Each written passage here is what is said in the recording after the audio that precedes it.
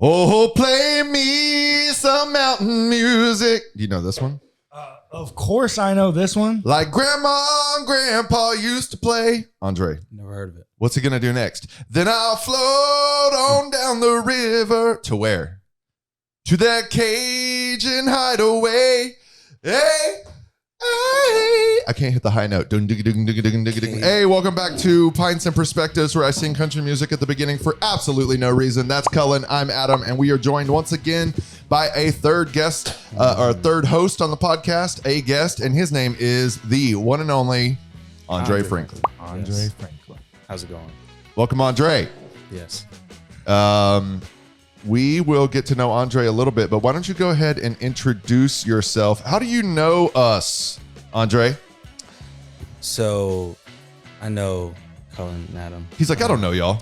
Yeah. He's like, I don't know. They Like, kidnapped me. Yeah. Who the hell are these They people? actually brought me some out somewhere. Andre is too cool to be hanging out with us, y'all. That's So I Always. know Cullen and Adam. We were in school together for what? I mean, for a couple of years. 3 years. At least. At What least year 3 did you years. graduate? Did you graduate 2016. with me? Yes. You, Yeah, in May. yeah. Yes. You graduated with me. Yeah, the year Yeah. after me. Yep. Yes. Yeah.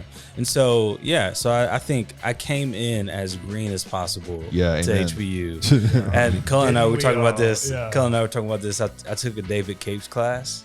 Yeah. And failed miserably. You Because I was failed like, miserably. What was the it was class? the Gospel of John. Oh, man.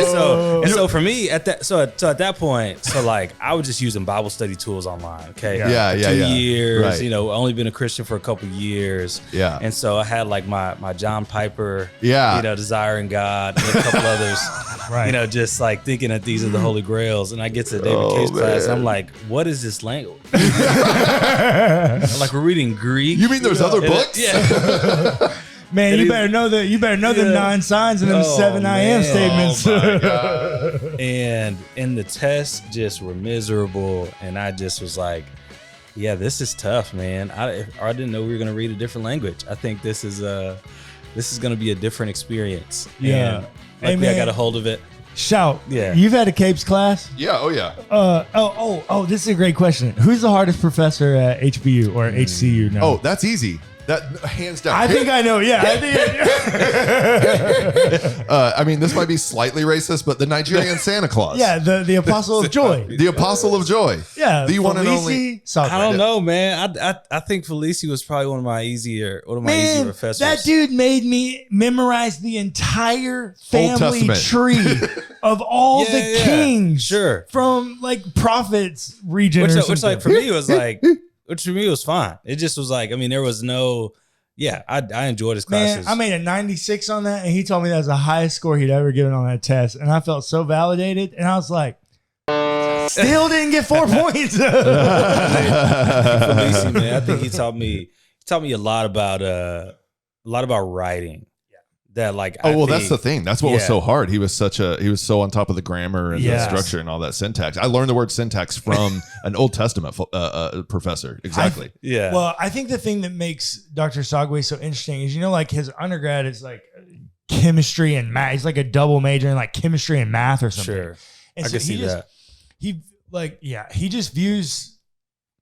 He just has a worldview of numbers and things that is, Dude is smart. yes, it's like stupid smart. Dude is smart. Yeah. Like, And just think, and I think, almost, maybe I shouldn't draw this connection, but like almost in like a, low level autistic kind of smart way that they just expect everyone else around them should also be able to do something that seems so rudimentary to them. Yeah. well, sometimes people just be smart and they It's just true. think everybody, that, the social awkwardness Well, of smartness. Well, I think it had to do with also, I don't know if he was first generation. He was. Yeah. Yeah, he's alive. Yeah. First generation going to college or first No, generation American. US? American. Okay. Yeah. Yeah. And so like a lot of whenever you learn the language, Yeah, sure. he had to be more proficient than a lot of Yeah. for Americans sure. in language. And didn't I he think. do an engineering degree at Washington Yes. University? Yeah. Yeah. Like homeboy is no dummy. Yeah. Yeah. Yeah. Oh, that's what it is. Yeah, Yeah. he did an engineering degree at Washington, Yeah. and then he has 2 PhDs. Right. He has his PhD Yeah. in theology, and then he has a PhD in like biochem Yeah. or something. Well, I think it was so important because it was like for me, it was like you can have great ideas, but if you can't communicate those ideas, Hey, there you go. Right. in Well an actual said. helpful principle. way. Yeah. It's Well like, said. Yeah. Okay. Hey, one of the things we do on this podcast, thanks for introducing yourself and letting the people know where you come from, at least how you know us. But we'll get to know you a little bit more as we continue on through the conversations. Andre will be with us for 2 episodes, this one and the next one. But the first thing we do on these, Dre, is we do drink beer. It is called Pints and Perspectives, after all. This beer that we have today, I'm pulling out of the cellar because we forgot to get beer, and this was a last second thing. So both beers today are cellared beers, which means they are big, bad, and boozy. This is a 10.5% alcohol by volume beer, and it might be a little early in the morning for this. This is the Real Ale Brewing Company Sisyphus barley for real, wine. I read this and thought it said syphilis. I was like, Adam, I am not about to drink this. Y'all know syphilis is up. I know, man. like 128% amongst women in the city. I know, it's wild. Yeah. I mean, you can't trust social media nowadays, but Bro, that wasn't social media. That was like the news. That was NBC News reporting. my bad. That's Maybe like I'll just show them my. That's like the Houston Medical Examiner is like, hey, get tested. Anyways, this is the Sisyphus. Let me tell you about it. Inspired by the labor-intensive process of brewing this beer in our original brew house, Sisyphus was our first seasonal release. This is a Texas beer. Due to popular demand, it later moved into our year-round lineup. They release it once a year. I think. Yeah. The complex citrus notes provided by a healthy portion of hops are balanced by the rich toffee undertones of the malt. Its bold, intense, and warming quality makes it a great nightcap at 10.5. Vintage dated. Drink it now or save it for later. And so my intention was to save it for later. And we'll, but it is available year round. Okay. All right. It is available year round. Used to, when I first started drinking this beer, it was that seasonal thing.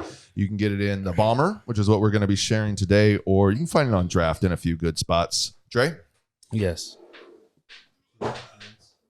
Jay, are you a beer drinker? Tell us about your beer experience, if you have any. Yeah? I can be, man. Beer tends to... It tends to bloat me up pretty quick. Yeah, so it's like, definitely. So I have to choose either between bread or beer, right? Okay. And I'm going to choose bread on average, if I'm honest. Well, what if you're not having bread? And then I'll probably, my drink of choice would probably be whiskey or scotch, in which I did have some whiskey or scotch last night. Do you gravitate more towards spirits or wine? Ooh, that's a good question. I think it depends on the day, the mood, the vibe. Does Terry drink whiskey? Mm-hmm. Yeah. Yes. Tea. So it's not T like, gets down. Yeah. So it's Terry's not like my wife. Not like on date Terry's night. my wife. What up, T? Yeah. Not like on date night where you're going to wine just because Terry doesn't like. No. She drinks whiskey. Yeah. Nice. And so but I think wine. I think wine for me is kind of. I probably would drink wine more often than I drink whiskey. Okay.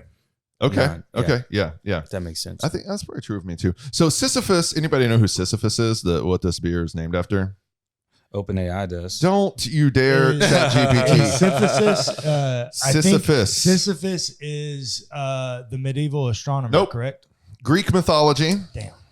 Sisyphus is like related to the stars? Nope. Immortalized. Is that supposed to sip yet? Dude, you can do whatever you want, man. We normally say tasty, cheers, bro. Yeah. I'm fine. Yeah, that's fine. You could do yours. Sisyphus is the guy who had to roll the boulder up the hill over and over again. And Yes. every time he gets to the top, it falls back down. Yeah, so he's yeah, actually punished by Hades, Greek mythology, punished by Hades to like roll this boulder up the hill for all of time.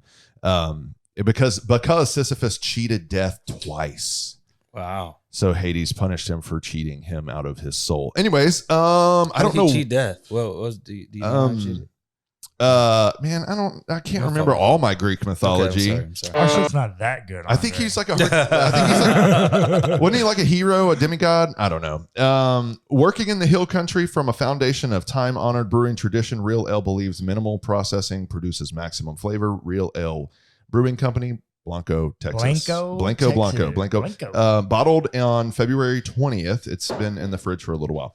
February 20th of what year? Oh, this year. Sorry. Yeah. Cool. This thing could have aged 5 years. Well, you didn't go very deep in the cellar then, did you, my guy? Well, you've been tapping me out. Well, I do believe So let's give it a nose. What do you think? What do you smell?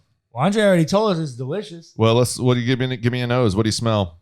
What's it look like? Color's beautiful. Color's it's a barley wine, right? So it's gonna be hazy. Yeah, it's gonna be thick. Yeah, it's gonna be ambery. I do got some floaties in there. Some little malt floaties are in there, or not malt. What's the other one? Yeast, hops and little yeast floaties in there. Well, it doesn't smell. So you get the citrus note, but it's more like a candy. Yeah, and also more like an apricot. Apricot, not a. I get Ooh, that. I get that. Yeah, not necessarily like a harsh like orange or lime. It's like it's not an IPA, is it? It's a barley wine, so it's just a ton of malt. Gotcha. Well, and I will tell you, in some of these barley wines, it's pretty easy to smell and taste the yeast. Yes, which I appreciate because that's a lost flavor. I don't know that this one will be like that. I got some nice floaties in here too. Yeah, exactly. So let's go ahead and give it a sip. Cheers, friends. Cheers, friends. Cheers. Distance cheers. There it is. Barley wine is my favorite style of beer. That is excellent. It has a little less maltiness. The thing is, it would be so much better like 2 years from now because you still have a lot of the bitterness off the hops. Mm-hmm. And so the malt, which is good. I mean, that's, this is what you want it's if part you're of opening it up 6 months after it's been bottled. It's character. Any other thoughts from you two? You don't taste it's not hot. You don't, it's not boozy in the flavor though. Yeah. If you're gonna buy this beer, I would suggest aging it. It would get a much better score if it was aged. I think, and I actually think this beer would age very well. Oh, it would. And honestly, it kind of needs it. It needs to mellow a little bit. But only on the hops. Like I don't think it needs some beers that need to be aged need to mellow on the alcohol. This one isn't that. I enjoy this beer, man. I think it's. I mean, I don't know, man. I think it's great where it is. Yeah. You drink much barley? Have you drank much barley wines in your beer drinking journey? I mean, I think I drank a lot more beer earlier in my life. Yeah, me too. Yeah. Than later, but for me, I'm like I can enjoy this beer. Yeah. And I think wine. So similar to wine, I feel like beer. There's a beauty in the stages, and so sometimes it's just like, an early stage beer or just bottled beer kind of has you can age it, but also has that it's just like this is just what it tastes like. Right. Yeah. Right. As a youthful beer. So I don't know, man. I like barley wines across the spectrum, old and new, like freshly bottled, freshly tapped, and like 8 years old, past its prime. Yeah, there's some like St. Arnold. If you ever go to St. Arnold's Brewery, they won't ever have it on tap. But if you go to the bar, you can ask for what they have in their Bishop Barrel series. Yeah. And most of the time, it's not always, but most of the time, those are barley wines. And if you're willing to spend like $15 per beer, you should. You can get one of the really old ones. It's so good. Like the number 5 or 6 that is still around, and it'll have been aged like 3 or 4 years, so and good. It'll be fantabulous. And you're gonna leave drunk. Anybody want to guess the food pairings that Real Ale suggests for this barley wine? Some kind of bratwurst, I bet. 75 IBUs, original gravity 24. Yeah, I bet they recommend some kind of bratwurst. Thoughts, Dre? It's a fun little guess. Or sausage, yeah. Yeah, I could see that. I could see maybe something. I could see it. What would you put in the oven with this? What would you put in the wood-fired oven? Yeah, man. I probably would put kind of a little roast. Oh, that little picanha roast from the other day that you didn't bring us any leftovers of. Probably smoke a roast with this. Yeah, some smoked meats of sorts. Some good fatty meats. Yeah. Okay, so I think cordon bleu. That's what I would make. Oh, that's a complex dish for a complex beer. I like that. Food pairings suggested by Real Ale include creme brulee, Yeah. which Yeah, I yeah. totally get that. Yeah. Does it say sure. something about blue cheese? That's Yes. why I thought about the cordon bleu. And blue cheese. Yeah, there we go. Cordon bleu ain't got no blue cheese in it, boy. Well, I know, but that's why I just thought about the cordon bleu because it does have cheese in it. I was like, this would go good with some fatty based Good foods. fatty food. That's why I said sausage. Yeah. So that's all. Oh, we got to rate the beer. So one of the things that we do, Dre, is we rate the beer on a scale of 1 to 10. So, and Cullen says if you don't use a decimal point, you're a rookie. I don't know It's what just that a rookie means. score. That's dumb. So I intentionally don't use decimal points just to drive him crazy. Bullshit. Bullshit. About half the time you use decimal points. Watch me do it again. I give this beer I'm going to give it an 8 because I've had it at various ages through various means, bottle and tap. I know this beer well. I love this beer. I'm a barley wine fan. It's getting an 8 from me. 8. Yeah. Dre? I'll do an 8.6 rounded to a 9. Oh, and he said, rounded to a 9. he said, I'm going to give you a He's rounding decimal, them both. but Yeah. I'm going to round up. Dre, All you know what? right. You're the first person to come here and think outside the box in that kind of way. So I appreciate the score. I'm 6'4". I don't actually think it's that great. I think it needs to age a little bit more. I think it's kind of harsh on the malt. The yeast that you smell is lost. Wait, what was your score? I missed it. What was it? 6.4. 6.4. Last time I bring you a good beer. No, I just think it's too harsh and abrasive right now. It needs to age to mellow a little bit, I think. Interesting. I've had it aged and it is better. Yeah. I mean, I'm not going to argue with you. But is it harsh? I don't think Abrasive. it's harsh. I don't think it's abrasive either. I one of the things I appreciate about this beer not being aged is that it's not too boozy, it's not too alcoholic, it's not too hot. That's what I'm looking for. And I don't know, it feels really I think well it's balanced very to me. like what I mean by abrasive is like I think there are very clearly defined flavors Yes. that show up at the exact same point throughout your palate with every drink. Oh, okay. And that's Yeah. why it's abrasive. It I got you. doesn't mellow, and those markers I are got you. always there at each Sure. 3 phases of your palate. I hear you. That's a fair assessment. All right. So Dre, I would like to welcome you as the third guest on this podcast. Thank you. Third guest Since on the third microphone. the third. We've mic. had some other guests, but it That's was fair. just without Adam. Yeah, that's Oh, right. gotcha, Before okay. my time. Yeah, sure. So we're excited about doing this kind of stuff, just bringing in other voices, because the last thing the world needs is just 2 white guys drinking craft beer talking about theology on the internet. Theo bros. I've learned that term. Yeah. I did not know that we were called Theo Theo bros, bros. Hey, but I'm a liberal Theo bro. It's different. Yeah. I'm pro-choice and pro LGBTQIA. So take that, man. Theo bros. Theo, bro. Doesn't matter. Anti-guns. It doesn't matter who was right about the No. Eucharist, guys. It doesn't That's matter. tough. It doesn't matter. Anyways, so we've invited Andre on because Andre is also a trained theologian like the rest of us. Yes. He is a former pastor who has pastored, I'm going to say it like this, all over the country. It's true. And it's probably, look, this is my thing about Andre Franklin. He is one of, I'm just going to gush. All right, bro. He is one of the wisest individuals. He is one of the most chill individuals.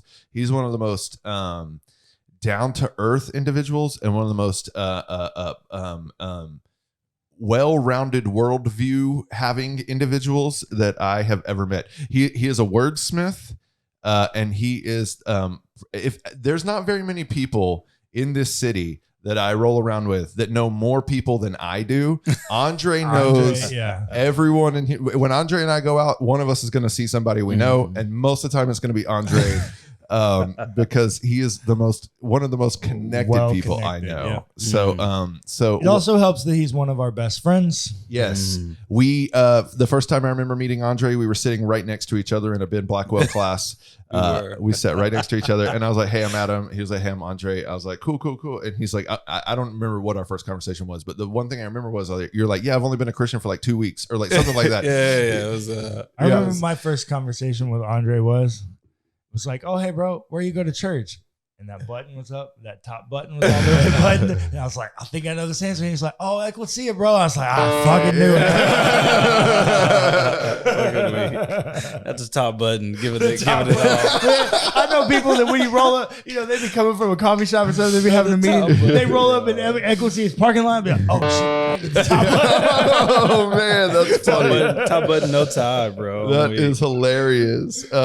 Yeah, so we spent we've done all sorts of theology together, various classes, various conversations. So we thought it'd be great to bring him on and talk about contextual theology. So the last guest we had on was someone named Hannah Smith, who was a colleague of mine in grad school. And she, at one point in those 3 episodes we did with her, she brought up the idea, like she's big on folk theology. And so I kind of just asked her and not pushed back, but I was just kind of like, what do you mean by that? Because Andre, in my mind, my theological background, I guess I should say my religious background, and then my academic theological training, folk theology to me had a negative connotation. And so when she started talking about it, I was like, wait a second, can you explain to me what you mean by that? And she was like, oh, it's so interesting that you have a negative connotation for folk theology. I have a very positive connotation for it. And so we kind of got into that, watched the former episode. But her primary point was that all theology that is worth a darn, that is applicable in any way, that is actually worth doing, thinking, feeling, etc., has to be contextualized. Sure. And so all good theology is folk theology. Well, and I also there's a great point that she made that I want to highlight, and it's because if Christianity were going to have a major critique, at least in the way it exists today, is that white Christians have bastardized and colonized a religion of Jewish oppressed people. Yeah. Like if we're just going to be honest and call it what it is, that's what it is.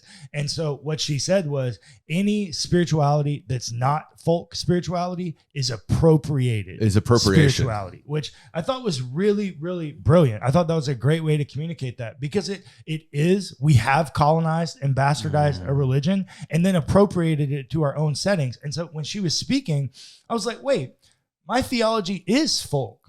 Like my spirituality is folk, but it's not. And immediately where my mind went when I was listening to her talk, we don't have it up here because I'm actually rereading it right now, but rescuing the gospel from the cowboys. Like that is Richard's entire point, is that you colonize. Go ahead. So that's our thought process for the conversation. That's why we brought Andre on. No, you're good.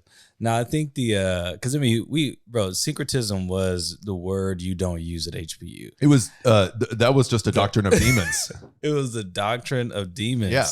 And I think it's so interesting, man, because I think Rescuing the Gospel from the Cowboys is a great book.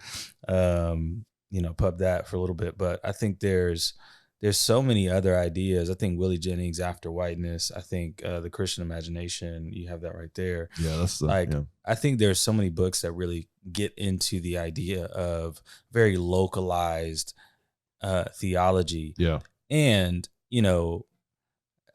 of course, it's not all white people, right? Sure, but I do think that there is, should be a conversation about what colonization looked like, or what evangelism looked like, because I think that those two were meshed together at a point, and I think that's what Richard Twist is kind of getting at when you have the first missionaries to come through and essentially demonize local or folk practices, and say these are not of God, right? And so I think for the longest, when you think about evangelism, if you're not careful, it becomes assimilation. Yeah. And it becomes this idea of assimilation by force. Yeah. Especially within our context. Is there a version of evangelism that isn't assimilation by force? Yeah, well, I don't know if I think the idea of evangelism is I think it is tainted. I do think there can be a new imagination for it. Okay. But I do think it is tainted in a way of like how closely tied it was to like almost like a Constantinian approach. It's like it's like it's a tool of political power. Yes. Yeah. We have brutally beaten your army. Right. We have killed your family members. Now accept our God. Accept our religion. It's like, we've told you our God is more powerful. It's like, I don't know if that's the right foot. We want to start off like that. Like, what good news. Well, I think so. This is a great point. If you look throughout like antiquity at religion and interfaith conversations, a lot of it was about whose God is more fearful and like whose God is more powerful. Who's going to win the war, man? Right. And to be feared. And so then I think when you progress history up to, you know, like American independence and development and push, evangelism somehow got intimately connected to like manifest destiny. Oh yeah. And it was like, hey, colonization. We're going to win the West with Jesus and we're going to go kill all the Native Americans and, you know, any of the Spanish that are left over here. We're just going to take all of this. Oh, bro, they weren't killing them. Yeah. They were bringing them. They were what do you call dehumanizing. Well, but Nate. Oh, sorry, man. I'm losing the term. yeah. What do you call people? What's the term when you call people and they're like barbaric? No, I don't know. Anyways, barbarism. I don't know. Moving on. Well, sure. I think Richard, and that's why I'm rereading that book, is because I think Richard makes a great point. I mean, maybe the synopsis of the second half of this book is like, dude, if you would have just gave us the broad strokes of Jesus, it would have already fit really well in our natural theological construct. Well, which is, you know, there's 2 points, I think, because Kelly Brown Douglas wrote a book called Stand Your Ground, right? And Dr. Kelly Brown Douglas, my gosh, she just has a plethora of works that just, whatever she touches turns to gold, man. And for me, it really was helpful because she broke down, and not a lot of people see the connection, but in her book called Stand Your Ground, she broke down at the very beginning this idea of Anglo-Saxonism and how Western Christianity is steeped in this idea of Anglo-Saxonism. And so what we see is kind of, the founding fathers and the ideas of those who kind of took parts of Christianity that were in love with the idea of Anglo-Saxon culture. Yeah.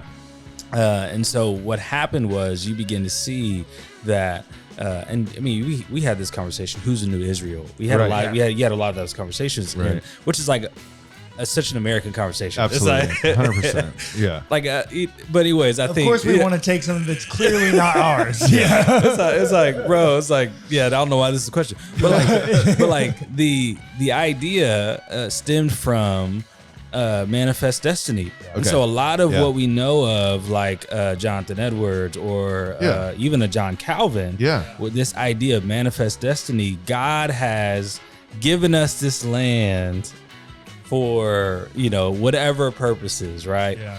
Which was like a total interesting idea, because it was like, theoretically, Americans were running from being persecuted and wanting freedom of religion and experience, and then find themselves in a land that is not theirs, and steal, kill, and destroy, and say it's God. That sounds like somebody else described in the Bible, killing, stealing, and destroying. It's interesting, just because the very Reverend Kelly Brown Douglas is Episcopalian. She is. Well, and she teaches at Union. And, we could come back around to that, because I think that's a greater conversation about folk spirituality and contextualized theology, and connecting this entire conversation to liberation theology, which we might do on the next one. But here's a point I wanted to make, though. So it's interesting that her work is around that, because she's a part of a denomination that is like the American. It's an extremely European manifest destiny, white. It's America's representation of England's religion. Well, it is. Yeah, that's exactly what they're it is. still part of the Anglican Church, right? I mean, it's like loosely connected because they don't answer to the same authoritarian figure, but yes. They don't. Oh, anyways. The Episcopal Church doesn't answer to the King of England. Or the Queen, like the way that the Anglican Church does. Okay. The Episcopal has an American like representative. The monarch of England is not the highest authority in the Episcopalian Church. No, only in the Anglican Church. That's the difference. The theology, take that, the Charles. Doctrine, all of it's all the same. But it's like, you remember what was the guy, Thomas of Canterbury, or Thomas whatever, the guy that did the Book of Common Prayer? Oh yeah, Cromwell. I can't remember his name. Whatever he was, Thomas something. The guy that did the Book of Common Prayer acted as this like second archbishop figure. Well, that person ends up basically being the head of the Episcopal Church. Yeah, it's what's his name now? The bald little white guy. I forget his name. Thomas Cranmer. So Archbishop of Canterbury. that's the guy that wrote the Common Prayer. Anyways, we were talking about contextual theology, folk. Okay, so what do you think about this idea that all theology is like folk religion? Like, or should be? And I think her purpose was someone can have a theology that's not folk, but it's appropriated and it's not embodied because it can't be true to who you are. Yeah. And I think those are the components. I think those are the components for a good theology. I think Jesus showed us what literal embodied theology and also contextualized theology meant. Because I think, and this is where I hope, younger theologians or people that continue to come up and be within this, realm of, now kind of theological influencer vibes. Oh yeah. I think the anti-Semitism is so prevalent within our theology. Yeah, it is. That we miss because the idea that that a phrase would come out of our mouth of like, oh, the Jews killed Jesus. Right. Yeah. It's just so ghastly for me because it's like we know that Jesus was like he didn't hate everybody. Yeah. He was like this was his community. Right. Yeah. Right. And so like if you're in this space and you're having these conversations and you're hyper contextualizing the stories, the parables, hyper contextualizing your stories, then this idea of very local framework theology is so important to be able to communicate clearly and effectively. And I think, I don't think, maybe this is controversial, but I don't think it can necessarily be that sometimes, like theology and local frameworks can be universally accepted, or received. Yeah. So there was, I have so many thoughts. Well, okay, actually, so this is a great point. I think maybe. How do you think the Enlightenment and the philosophical movement toward like science to one truth pushed this like evangelical manifest destiny thought process of like colonizing religion? Yeah, man.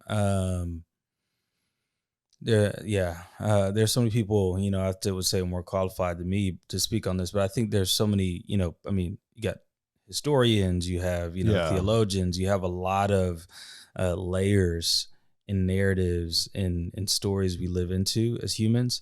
And I think a lot of our stories are conflicting. And so when you have, a couple of days ago, I was watching, you could tell I'm on social media too much, maybe. Yeah. But like, we're all chronically online. Yeah. Golly, sucked into the matrix. That's all right. I love it though. Slave to the machine. But yeah, no, I was watching. Says the man with open AI just like on his lap. Hey, look, I do the same thing. My browser's too. All right, bro. But I actually watched the episode about open AI and anyways, rabbit hole. Different podcast. But yeah, no, I was now I lost my train of thought. Oh, sorry. That's how it goes. That's how it goes around too. But no, I was what was I thinking? What was I talking about? We were talking about the Enlightenment. Oh, Enlightenment. Yeah, sure. So like, when you look at James K. Smith, right? I think Charles Taylor, his translation, How to Not Be Secular. I think, that book was great for a framework. He kind of deduced a lot of, Charles Taylor's works, but I think what he said that kind of stuck with me was the ghost of transcendence. Oh. And I think how I think there was a quote from somebody within the book that said, I don't believe in God, but I miss him or something like that along those words. Yeah. Along those lines. And so it's this idea of like, I resonate with that. Yeah.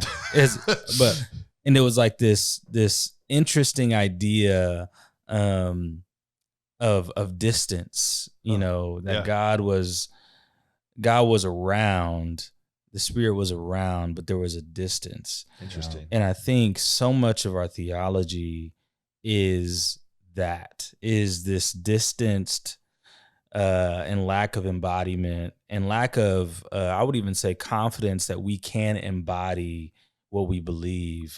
within our world. And I think that's where the dissonance sometimes comes from. You know what? I think this, I love the way you communicated that, because I think that's a true statement across any meta narrative that we try to come up with in the U.S. Because you could take that same worldview and characteristic of the history of its development and lay it right over American politics. What do you mean? Say more. Yeah, say more. The truth that there's like one universal way that we can lay over someone's belief, and then they can then believe that but not embody that. Yes. And now we live in an America of a two-party system where nobody is represented by those two parties for the exact same thing. There are extremes on the other end where they try to take extremes and the truth, like this universal truth, and lay it over every person. And the world just doesn't work that way. That can't be embodied. Yeah, and I think that's Hannah's point. It is, and I think the other, she's a chaplain too, so she's like in hospital rooms every day. I followed her on Instagram after Cullen told me about. She's awesome. Man. She's great. She's great. And so here's the other thing, man. So when I was a pastor, so we're all former pastors here, right? When I was a pastor, and when I was in, formal theological education, there really is this constant temptation, pressure, but also at the same time, like very much desire to be the biggest freaking nerd. But it's also driven by like the educational, like, look, I'm not. It depends on what circle you're in. Okay, I know. You, Hannah didn't feel that way from her. Hold on. Okay, I know. There's nuance to what I'm about to say, but I think like in the broader conservative evangelical pastor church set group, there is this idea that if you can articulate the most church history, theology, and Bible, and you can connect that with the most like arcane, ancient, freaking, whatever, loose cultural connection to today, and then talk about like the Temple Mount and like and like the sacrifice of the doves, and like do all this exegesis. You can exegete your way through a passage or a theological concept in front of a congregation only to get to some political identity politic point. And then everybody feels like they have had this like really deep Christian connection and theological education, when really it's just some random white dude standing up there trying to be the biggest nerd in the room. No, dude. It's pompous rhetoric to convince people of an ancient way of doing religion for the purpose of controlling the way they view the world politically. And economic gain. Yeah. Economic gain.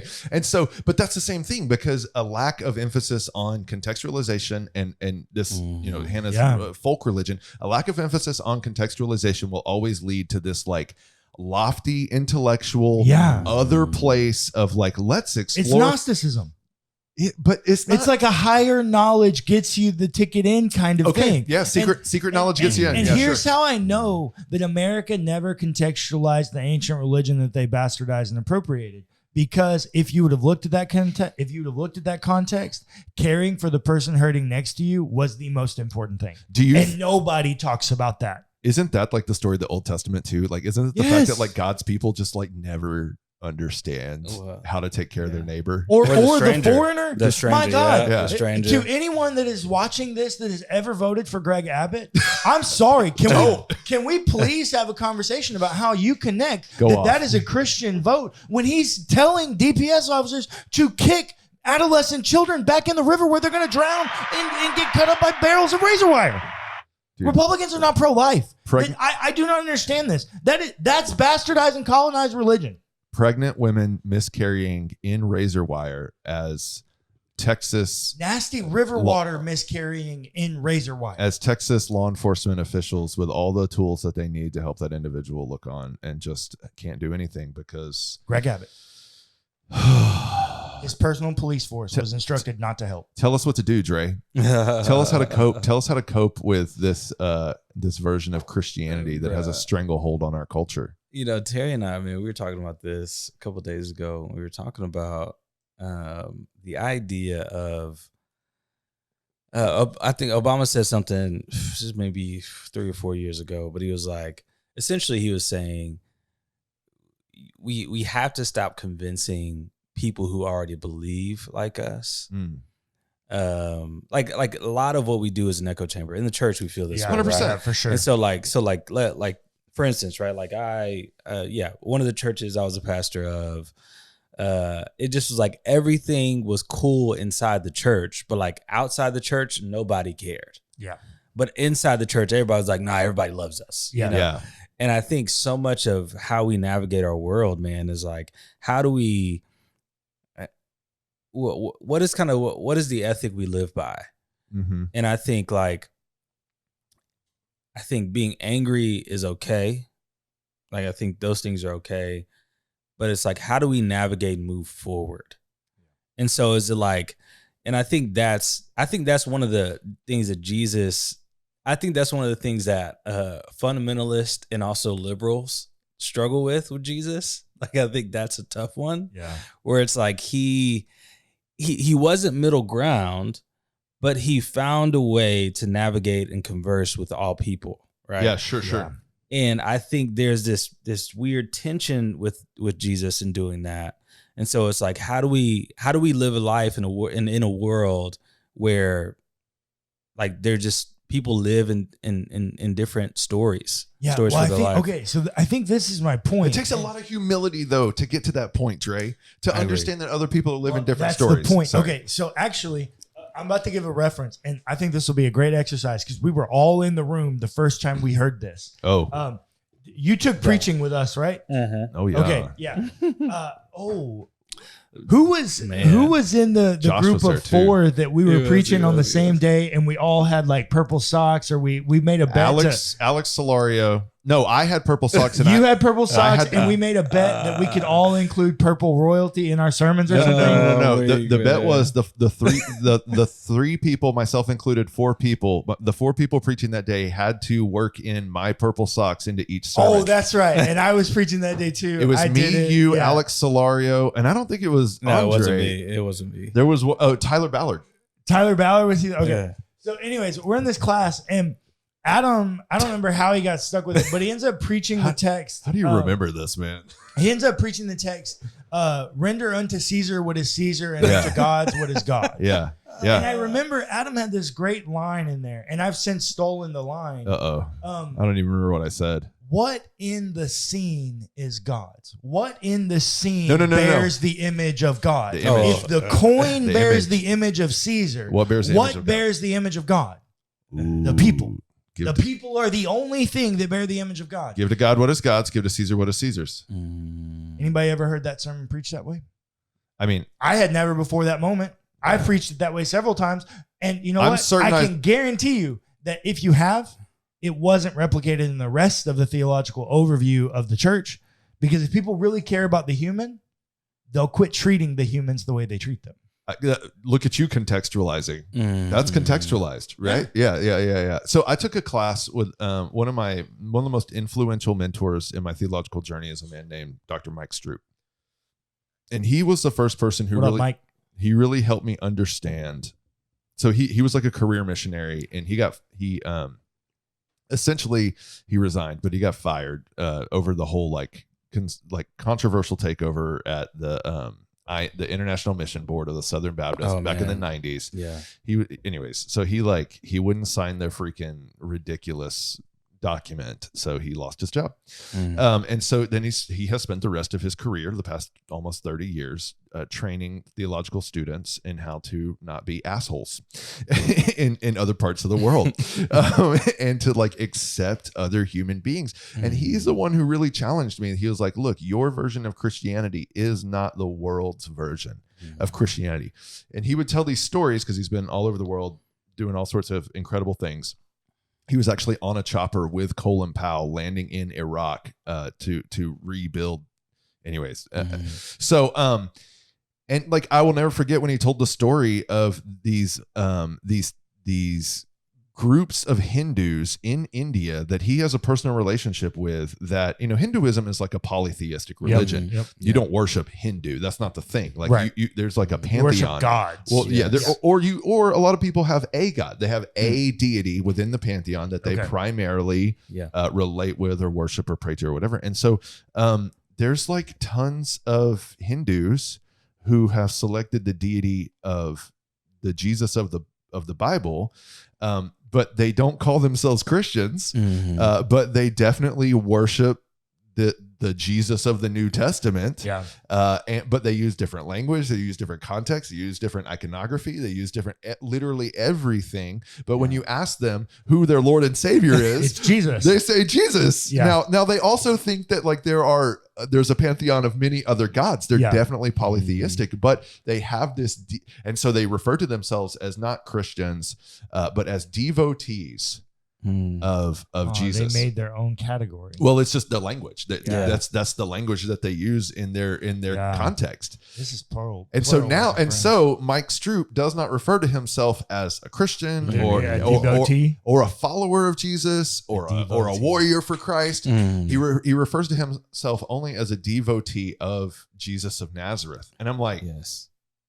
Now that is how you contextualize. Yeah. Because when you get to that point, you can say, if I'm a devotee of this person, you don't even have to hold that Jesus was like a historical figure at that point. You just hold that he was an example of a life, of a ministry, of a love, of a care, a concern, a sacrifice for those who were his neighbors and the strangers and all those things. And you're just devoting yourself to that same practice of life. That way. Yeah. It's a way, the way to take it out of Acts, right? And so that, like, that convinces. I think that's why I still refer to myself as a Christian, because I think that is the apparently context. You should refer to yourself as a devotee. A devotee, a devotee of Jesus. You know, to go back to the point of whenever you were talking about kind of the idea of Gnosticism, or the idea of there are, you know, a trained few people that can, you know, hold a platform within the church or whatever it might be. And, you know, Willie Jennings has the book called After Whiteness, but what he talks about is that he's talking about Christian education. Yeah. Come on. And so it's all white guys. All white guys. Yeah. Come on. Well, so it's the, you know, desiring God, you know, the James the A. Matthew Smith. Henry, the Black, come on. And so all those things, whenever, you know, and I remember reading James K. Smith, I thought was really, you know, impactful. Yeah. And I think allowed me to understand even how more impactful I thought the works from Willie Jennings were After Whiteness and the Christian Imagination. But what he says is all Christian formation is shaping what the goal of formation is shaping a white self-sufficient male. Oof. And he says, hold on, say that one more time. Say that again. That's too good. So he's saying the goal of a lot of Christian education, I think he would probably even say most Christian education, this is good, is shaping the white self-sufficient male. Because what he was finding whenever he was a dean of theology at Yale, he was finding a lot of people were coming that looked, you know, that were black or brown, or they were women, and they were coming and they were dissatisfied with the experience. Because the theology they were handed was not contextualized. They were given a white man's theology. Yeah. And it's not embodied. And so, And so the goal, and this is why I love, you know, I really love a lot of black theologians. One, because I think they saved me from exiting a religion that I think, we don't talk about the historical context that is really shaded in black and brown enough. I hear you. And so I felt displaced as opposed to, you know, belonging, right? And so what he was talking about is that he started off with colonization. He talked about how there were a couple things that the colonizers wanted to know about the new lands they have founded, new discovered. Because nobody's been living on them for 20,000 years. Right. There weren't people along there. They were just blank canvases. That is what you call dehumanization. That is what you call colonization. and so I think I'm going to mix this up, but I think what he was saying was whenever they saw the lands, they were like, wow, these are beautiful. A couple things. I want to know more about this. And I want to know essentially how I can exploit this. How can I use it? Right. Yeah. And so then he goes further in the book and he talks about how we think about land as commodities, not belonging, not place of being and home. Right. And this is who we are as a people. This is our land. We've been here for generations. What he talks about is this white self-sufficient male. What that means is you are designed, or you are shaped or formed within Christian theological education to possess, control, and master. Control, and master. Yeah. So that's possession, control, and mastery. So the idea that the power dynamic, man. Yeah, that was it. So that you would possess this knowledge, right? And that you would be able to, you know, that this is who you are. This is what you do. You walk into a room, people know that you possess this idea or energy, knowledge about yourself, right? Or about theology, and that you would learn to control kind of the dynamics at play, right? Bro. A lot of, kind of churches, right? We control our environments. It's controlled formation at some level. Yes. And then mastery, that I would learn how to master, right? And that word is loaded, but I will learn how to master my trade, my gift. I am the best of the best, right? Bro, this is my experience. I need to read this book. Yeah. No, after writing this I think it's very profound. Yeah. And I think usually it's a shorter book too, which I think is really helpful. It's Jennings, right? Yeah, Yeah. Dr. Willie Jennings. Yeah. And I think he James. really he contextualizes well.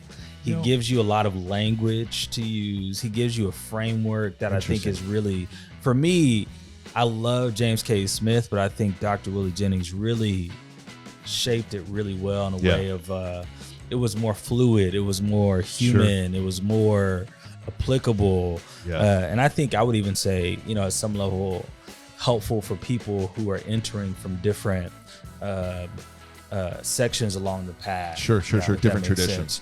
I've read both of those books, and I will say that it really took me taking the year of 2021 and preaching through the book of Acts and reading 6 or 7 different Acts commentaries side by side. Sure.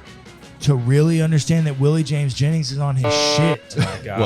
My God. His Acts commentary was by far the best one I had. And I had Beverly Gaventa. I had... Jennings is the whole... What's the white preacher? William Willimon. I had all kinds of great commentaries in there. And Willie James Jennings, I felt like took an ancient oppressed people's story and embodied it for himself and people that viewed the world the way he did in a way that is just unmatched. Let's we need to wrap this episode up because we're going long. But but come back for the next episode. We're going to continue a conversation with Andre Franklin, who's here with us for one more. So like, subscribe, share, and I don't know what. Bye. Embody your faith. Embody your faith. Goodbye. Thanks for listening to the Pints and Perspectives podcast hosted by WellHouse Church. Be sure to give us a rating and a review if you enjoyed the episode. It's free and it helps us immensely. Also, feel free to check out our other podcasts.